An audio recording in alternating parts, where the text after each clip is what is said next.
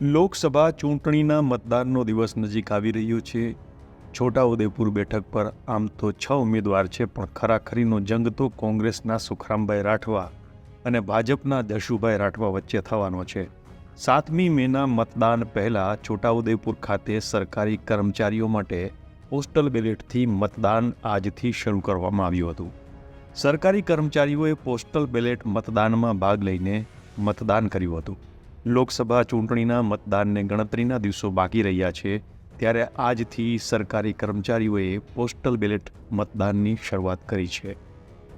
છોટાઉદેપુર સેવા સદન તેમજ તાલુકા શાળા ખાતે સરકારી કર્મચારીઓએ પોસ્ટલ બેલેટથી મતદાનની શરૂઆત કરી હતી. ત્યારે મોટી સંખ્યામાં સરકારી કર્મચારીઓએ મતદાન મથકે પહોંચીને પોસ્ટલ બેલેટથી મત આપ્યો હતો. જ્યારે છોટાઉદેપુરના નાયબ પોલીસ અધિક્ષક કે.એચ. સૂર્યવંશી અને ધર્મેન્દ્રસિંહ રાઠોડે પણ પોસ્ટલ બેલેટથી મતદાન કર્યું હતું. ગુજરાતમાં 7મી મેએ મતદાન થવાનું છે, ત્યારે પરિણામ પર સૌ કોઈની નજર રહેશે. છોટાઉદેપુરથી રેહાન પટેલનો રિપોર્ટ, વાઇબ્સ ઓફ ઇન્ડિયા.